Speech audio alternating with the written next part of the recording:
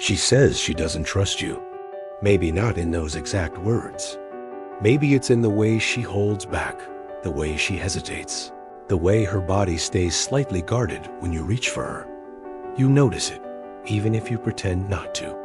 And part of you feels offended. You think, but I've been kind. I've been present. I've done everything right. You haven't lied. You haven't cheated. You haven't yelled or ghosted or betrayed her. So why doesn't she trust you? Here is the truth that is hard to swallow. She doesn't trust you because you don't trust yourself.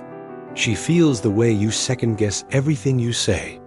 She feels how desperately you want her approval, how carefully you manage your expression, your words, your tone, like you're playing a role you hope she'll like.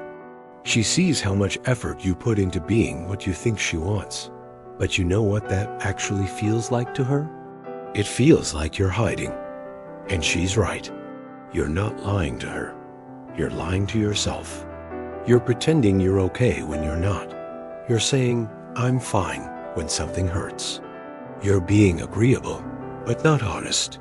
You're giving, but silently hoping to be rewarded. You're doing all the right things, but from the wrong place. And no matter how polished your performance is, her nervous system knows. It knows when something is off. When someone is disconnected from themselves, it doesn't need evidence. It feels it. That's why she pulls away when you get close. That's why she flinches at your softness. That's why she doesn't fully relax in your arms. Because she senses you're not really there. You're not anchored. You're not grounded in your own truth. You're trying to earn her trust while betraying your own integrity. And here's what you need to hear. You can't fake presence. You can't perform safety. You can't force trust. She doesn't trust you, not because you've done something wrong, but because you haven't been fully real. And without your truth, no amount of niceness can make her feel safe. So before you ask why she doesn't trust you, ask yourself, do you trust you to speak up when it's uncomfortable? To own your need without shame? To stay with yourself even when she pulls away? Because when you abandon yourself, you silently ask her to hold the whole relationship for you. And that's not trust. That's pressure. Start there. You don't say it, but she feels it. The need, the uncertainty. The way your gaze lingers just a little too long, asking a question you don't have the words for. Am I enough? Will you choose me? Is it safe to be who I am? You try to be calm, present, emotionally available. You nod at the right times, say all the right things. You talk about your past. You share a little vulnerability. But even then, there's a part of you holding your breath, waiting to see if you're saying it right, if she's responding the way you want. And she feels it, not in your words, but in the tension under them. Not in your compliments, but in the weight behind them. Not in your stillness, but in how much effort it takes for you to stay still. You think you're being open, but openness without rootedness just feels unstable. And she can't relax around a man who's not anchored in himself. She feels like she has to do the emotional heavy lifting, hold space for both your insecurity and hers. That's why she doesn't melt into you. That's why she tests you. That's why she waits instead of leaning in. She's not punishing you. She's reading you. She's looking for a center of gravity in you. And when she doesn't find it, she has to hold herself tighter. That's not rejection. That's survival. You don't need to be perfect. You don't need to be some stoic ideal of masculinity. But you do need to be honest. You do need to be emotionally sovereign, someone who can feel their own anxiety without outsourcing it to her. Can you feel insecure without collapsing into performance? Can you hold desire without demanding reassurance? Can you be present without disappearing into niceness? That's what trust feels like to her. Not a perfectly curated emotional resume, but your ability to stay with yourself while you're with her. When she senses that you abandon yourself the moment she pulls back, she doesn't feel safe because you've just made her your anchor. And she never agreed to that. So if she doesn't trust you, it's not because she's guarded, It's because she's sensitive. Sensitive to what you're not saying. Sensitive to what you've buried under being agreeable. Sensitive to the silence between your actions and your truth. And she's right to hesitate. Because if you can't hold yourself, you won't be able to hold her. You call it a test, the way she pulls away, the way she challenges your words, the way her energy shifts just when you thought things were going well. You think she's playing games, trying to get under your skin, keeping you off balance. But what if she's not testing you at all? What if she's watching you? Not with her mind, but with her body, with her nervous system, with her deep, unconscious knowing that has evolved over thousands of years to detect one thing. Is this man safe, or is he faking it? She feels the gap between your voice and your spine. She hears the way you say, "It's okay," when it's clearly not. She notices how fast you reach for comfort when conflict arises. How you smooth things over instead of standing in the storm with her. How you reach to please when she really just wants you to stay present. And in those moments, she's not judging you. She's reading your capacity. Your ability to sit in discomfort without needing to fix it. Your ability to stay grounded in your truth, even when she's in hers. Your ability to let her be her without shrinking into performance or panic. You think being non-reactive makes you strong, but your stillness isn't power. It's fear in disguise. You're freezing, not leading. You're disappearing, not holding. And she feels it in her body like a quiet alarm. You're not bad. You're not weak. But you're not anchored yet. You haven't learned how to stay when it's hard. You haven't trained your nervous system to tolerate truth hers or yours. So you respond with niceness, with careful words, with emotional management. But no woman trusts a man who's managing her. She wants to feel that you can meet her, not fix her, not calm her, not retreat from her energy, but meet it fully. Because trust is built in micro moments. It's in the way you breathe when she's upset. It's in whether your eyes stay open when she's crying. It says in whether your "I am here" comes from your heart or your fear of losing her.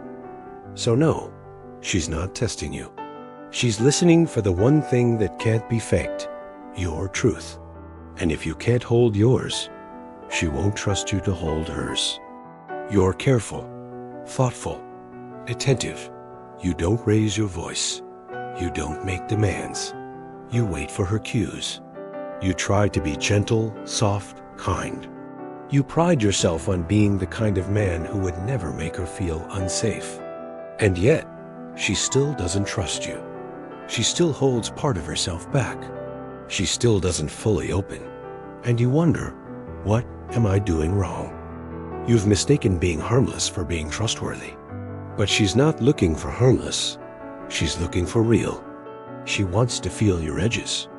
Not because she wants to be hurt, but because she wants to know you're actually there. When you dilute yourself to seem more lovable, you disappear.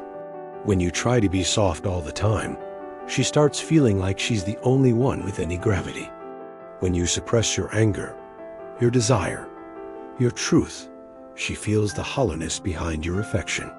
And it makes her nervous. You're not being a safe space. You're being a blank space. You're emotionally careful to the point of being unavailable. You're listening, but not responding. You're present, but not penetrating. You're loving, but not felt. Because you're not being you, you're being safe. And deep down, you know the difference. Safety without substance isn't intimacy, it's absence. And here is what you have to understand about feminine trust. It doesn't come from perfection. It comes from presence. From the way you show up when things get messy. From the clarity in your no. From the conviction in your desire. From the strength of your emotional spine, not your smile. She wants to feel you in the room. Not just your kindness. Not just your comfort. You, with all your contradictions. Your uncertainty. Your boldness. Your need. The full emotional range of a man who's not performing, who's living. You think you're being good by being safe. But if she can't feel you, she won't trust you. Because trust isn't about what you say.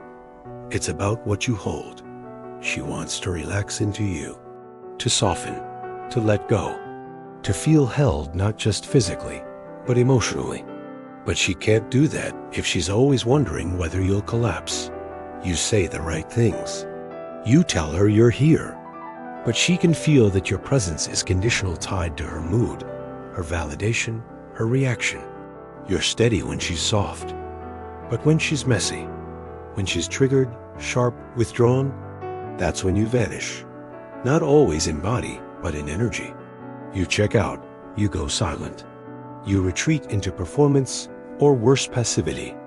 You try to wait it out until she's calm again, until it's safe to re-engage. And she feels it, not just as distance, but as instability. You're only grounded when she is, which means she can't rest, because now she's holding the emotional frame. And she's tired of carrying the relationship, tired of never being able to fall apart without losing you, tired of longing for a man whose strength she only gets glimpses of. Here is the thing most men don't to realize. Being an emotional anchor doesn't mean being stoic or detached. It means being rooted in yourself so deeply that her storm doesn't pull you under.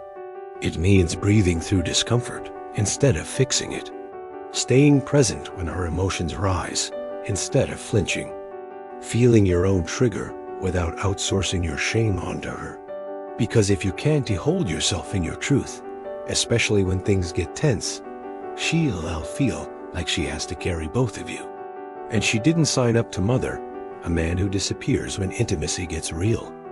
She wants to feel your weight, not your emotional heaviness, but the weight of your presence, the solidness of your gaze, the conviction in your yes, the clarity of your no, the way your body stays when hers is unraveling, not because you're trying to control her, but because you're no longer afraid of her. That's what creates trust, not perfection, not charm, not even kindness, but your ability to stay with yourself, with her, with the fire between you. Because when she finally feels you holding, not fixing, anchoring, not managing, that's when her body begins to trust again. That's when the walls start to fall. You keep wondering when she'll trust you, when she'll open, when she'll soften, when she'll stop pulling away. But that question is upside down. The real question is, do you trust you? Do you trust yourself to say what you really mean, even if it risks conflict? To hold your ground without turning cold? To express desire without shrinking into apology? Because if you don't trust your own truth, your own edges, your own emotional spine, how can she? You think she's withholding. You think she's guarded. But she's just reacting to the absence of something she can't quite name. You've given her gestures, attention, care, but not your full self. You've tried to be kind, stable, agreeable. But you've left out the part of you that feels dangerous to you, the part that gets angry, that wants too much, that fears rejection, that isn't polished or polite. But that's the part of you she's waiting for. Not because she wants chaos, but because she wants to know she's not alone in the room. She wants to feel you, not your strategy, not your performance, not your perfection. And that only happens when you stop abandoning yourself. Because every time you censor a truth to keep the peace, every time you smile when you want to scream, every time you give in to be liked, you disappear. And she can't trust a man who isn't here. You want to be the man she leans into? Be the man who's real. The one who doesn't collapse when she questions him. The one who doesn't need her to make him feel safe before he speaks. The one who walks into intimacy with his eyes open and his feet grounded. That's the man she trusts, not because he's flawless, but because he's honest. Not because he's never afraid, but because he doesn't run from the fear. He stays with it, breathes through it, moves anyway. You keep waiting for her to believe in you, but what she's really waiting for is for you to believe in yourself.